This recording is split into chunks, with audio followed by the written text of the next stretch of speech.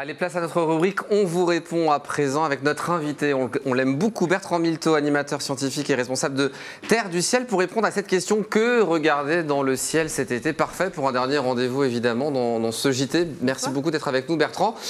Déjà, 3 premières étoiles qui vont apparaître quand on va regarder dans la direction Est. Mais oui, absolument. Donc le fameux triangle de l'été, on va avoir Vega, la première qui va apparaître, assez proche du zénith. Et puis ensuite, un petit peu plus tard, quelques dizaines de... à peine quelques minutes plus tard, on va avoir Altaïr, plus proche de l'horizon, et puis ensuite Deneb qui apparaîtra en 3e. Ça forme vraiment un grand triangle dans le ciel. Et puis vers le nord-nord-est, la célébrissime, la Grande Ourse, c'est la casserole, c'est ça? Mais absolument, la casserole qui va permettre de retrouver bien sûr la direction du nord, grâce à 2 étoiles, 2 roues arrière du Grand Chariot, la fameuse étoile polaire. Donc ça, c'est intéressant de pouvoir l'observer, ça permet de s'orienter. Bien sûr, donc les étoiles d'un côté, et puis aussi on va pouvoir, si on lève les yeux, voir des planètes. Alors les planètes, oui, mais alors, cette année, pour l'été, il va falloir être courageux, soit se coucher très très tard, soit se lever très très tôt. C'est au choix.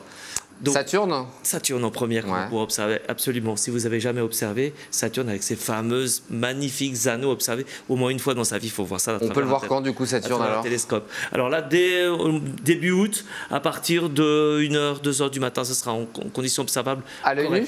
Alors à l'œil nu, elle est visible comme un point jaune, oui. Très bien. En revanche, évidemment, il faudra un télescope pour pouvoir l'observer avec ces fameux anneaux. Mars et Jupiter, là aussi on va pouvoir les observer à l'œil nu, là aussi? À l'œil nu, tout à fait. Alors bah oui, puisque ce sont des objets dont historiquement ils étaient découverts par les Grecs anciens, même bien au-delà, qui étaient considérés comme des dieux parce qu'elles se déplacent par rapport aux étoiles.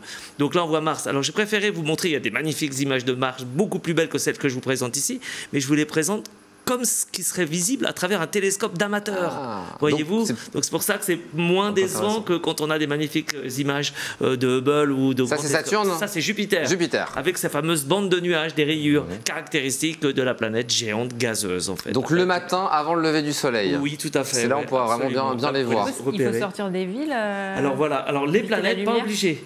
Les planètes, vous pouvez voir dans le centre-ville de Tours, j'ai pu observer les planètes parce qu'elles sont assez brillantes. En revanche, oui, c'est sûr que le fond du ciel étoilé, la Voie lactée par exemple, là vaut mieux être à la campagne. Il faut surtout voir le 30 juillet prochain, puisqu'il y a un joli rapprochement entre Lune, Mars, Jupiter et Uranus. Exactement, alors là le matin toujours, puisque les planètes seront visibles le matin. Donc oui, il y aura un rapprochement planétaire entre ces 4 objets, dont la Lune qui est le satellite naturel de la Terre. Et puis le mois d'août, c'est le mois évidemment célébrissime des étoiles filantes. Mais bien sûr, tous les ans, vous savez qu'on va avoir le droit d'observer les fameuses étoiles filantes. Alors là, vous mettez plutôt à la campagne. C'est extrêmement physique comme activité puisque vous allongez sur une couverture, le nez dans le ciel, et là, vous verrez passer les étoiles. Il ne faut pas s'endormir du coup. Alors c'est vous qui voyez, c'est au choix. Mais là, effectivement, on verra passer. Je vous promets que dans la nuit du 11 au 12 août, si vous vous allongez, vous êtes à la campagne, vous verrez des étoiles filantes. Voyez-vous? Et donc, elles reviennent tous les ans au mois d'août puisque c'est lié au passage d'une comète, une boule de glace et de neige sale qui vient du fin fond du système solaire, attirée par le soleil. Voilà ici une image de la comète Neowise. Et vous voyez une énorme traînée derrière la comète qui peut aussi se trouver devant. J'en parlerai une autre fois. Et donc cette traînée que vous voyez, ce sont des poussières. Et il est tout à fait possible que la Terre recoupe cette trajectoire. Génial. Et si elle recoupe cette trajectoire, c'est le long de la trajectoire de la Terre qui est déterminée par la date. Puisque tous les ans, le jour de votre anniversaire, la Terre aura toujours la même position. Exactement. Et voyez-vous, je suis même venu avec une étoile filante. Et oui. Mais complètement. Mais ouais. Une vraie étoile filante. Bah ouais, regardez, je vous montre. C'est la petite surprise. Exactement. Une météorite. Alors vous voyez, c'est assez petit effectivement, mais c'est un objet qui va entrer à très grande vitesse dans l'atmosphère terrestre. Et cet objet qui est composé de matière principalement métallique, eh bien, va faire une traînée lumineuse sous l'effet de la friction. On dit l'ionisation, exactement, l'ionisation. Mot scientifique. Exactement. Donc c'est un objet si petit qu'on voit briller comme ça. Absolument, vous avez vu, c'est de petites dimensions. C'est assez dense, assez lourd.